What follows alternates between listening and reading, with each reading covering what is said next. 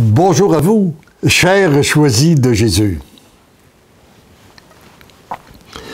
Le message 57 nous donne un autre enseignement pour devenir des êtres d'amour. Et afin que nous puissions bénéficier pleinement de cet enseignement-là, que nos cœurs puissent s'ouvrir, adressons cette prière au Saint-Esprit.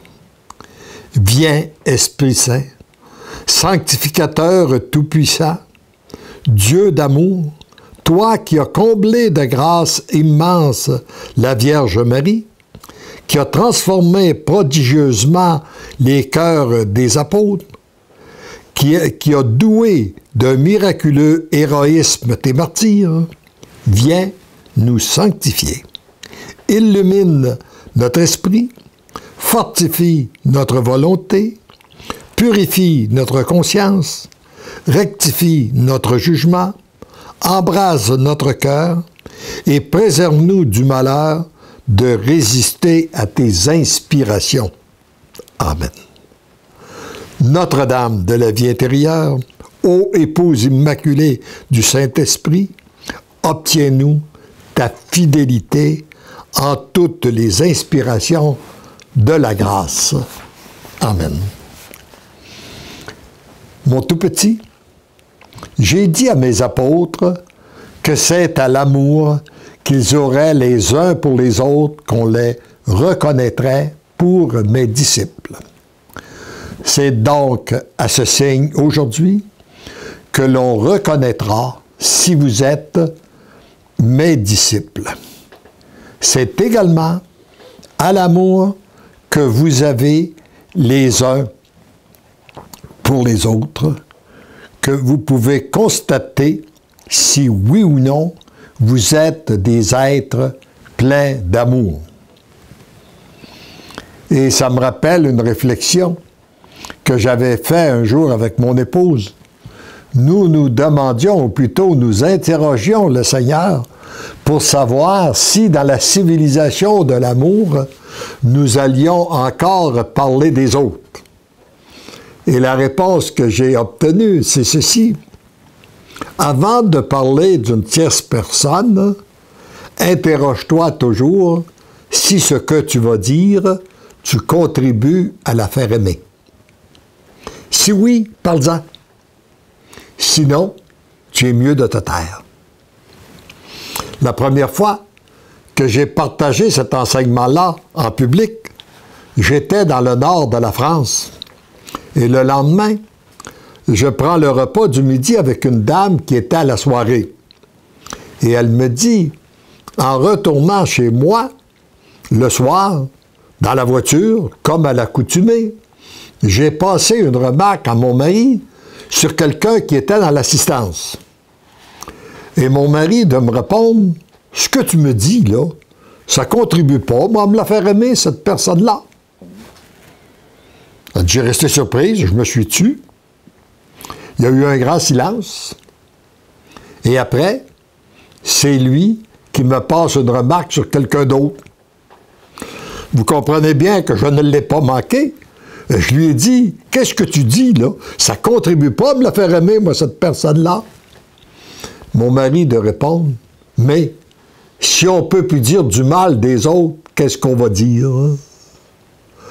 Voyez-vous, comme nous avons besoin d'être transformés pour devenir des êtres d'amour. Transformés dans notre façon de penser, de parler et d'agir.